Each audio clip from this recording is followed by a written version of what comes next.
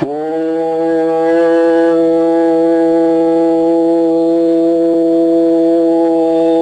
ஈஸ்வரா குருதேவா. நமது பூமி தீவிகளுடைய நிறைகள் இது பிரித்தாலும் அவனுடைய திரைகள் கலந்து கலந்து இது ஓசான் திரை ஆனது போல நாம் பல கோடி சரீரங்கத்தில் தீமைகளை நிலைகளை நாம் தாக்காது காத்திட வேண்டும். ஆக இதை போலதான் இன்று நமது பூமி தீமைகளுடைய நிலைகள் இது பிரித்தாலும் அவனுடைய திரைகள் கலந்து கலந்து இது ஓசான் திரை ஆனது போல நாம் பல கோடி சரீரங்கத்தில் தீமைகளை நீக்கி நீக்கி நீக்கிட உணர்கொண்டு தீமையை அகற்றிடும் நிலையும் ஆக அதன் ஒளியின் சரீரம் தரும் நிலையாகவும் ரெண்டும் இணைத்திட்ட இந்த உணர்வுகள்.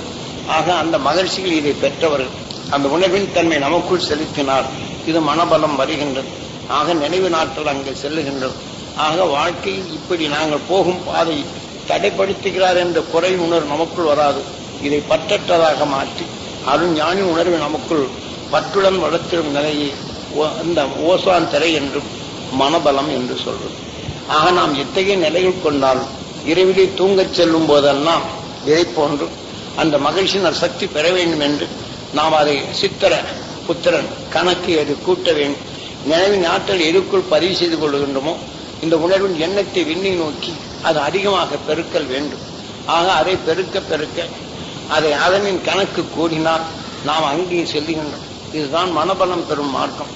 ஒரு செடியில் தான் உரமான சத்தை மற்ற உயர்ந்த சத்தினை இணைத்து விட்டால் இறைந்த பின் அதனின் சத்தின் துணை கொண்டு அது வளர்ந்து தன் என வித்தின் தன்மையை வலுகொண்டதாக மாற்றுவது போல நாம் மகிழ்ச்சியின் அருள் சக்தியை உங்களுக்குள் பதிவு செய்யும் போது இதனை நீங்கள் குரு அருளால் விளைவித்த அருஞான வித்தை அந்த மெய்வொழி பெறும் உணர்வின் ஆற்றலை அந்த அருஞான வித்தை உங்களுக்குள் பதிவு செய்கின்றோம்.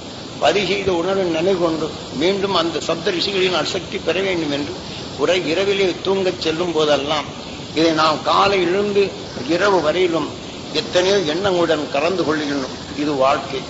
ஆக இதனை நாம் எடுத்து இந்த தீமையின் தன்மையை நமக்குள் வராதிருக்க வேண்டும். வேலை செய்கின்றோம், குளிக்கின்றோம், நன்னீரை விட்டு தூய்மைப்படுத்துகின்றோம். இதே போலதான் அந்த அருஞானி உணர்வை கவரும் நிலையாக காலையிலிருந்து வாழ்க்கை தொடர இருப்பினும் அதில் சேர்ந்த அசுத்தங்கள் நம்முடன் இரண்டர கலந்திடாது இரவிலே உறங்கச் செல்லும் போது எத்தனை தரம் அந்த மகிழ்ச்சியின் அசக்தி பெற வேண்டும் என்று உங்க உடலுக்குள் அந்த கணக்கை கூட்டுகின்றோம். அது உங்களுக்குள் தூய்மைப்படுத்தும் உணர்வை பெறுகின்றது. இதற்கென்று எவம் அல்ல. ஆக எண்ணத்தின் நிலைகள் கொண்டு தூய்மைப்படுத்தும் உணர்வை கூட்ட வேண்டும். ஆக நினைவு சப்தரிஷி மண்டலத்துடன் இணைய வேண்டும். அவ்வாறு இணைந்து விட்டால் நமக்குள் அதே நிலையை நாம் அடையும் தன்மை பெறுகின்றோம். ஏனென்றால் இது ஒவ்வொரு நாளும் தூய்மைப்படுத்திடல் வேண்டும். ஆக இரவில் மட்டும் தூய்மைப்படுத்துவதல்ல, ஒவ்வொரு நொடியிலும் தீமைகளை காணும் போதெல்லாம் அந்த சப்தரிஷிகளின் சக்தி பெற வேண்டும் என்று இவர் ஒரு தரம் நாம் கேட்டார். இதை நாம் 20 முறையாவது சப்த ரிஷிகளின் சக்தி பெற வேண்டும், இதன் உடல் முழுதும் படர வேண்டும் என்று இந்த உணர்வை அவ்வப்போது நாம் தூய்மைப்படுத்திக் கொள்ள வேண்டும்.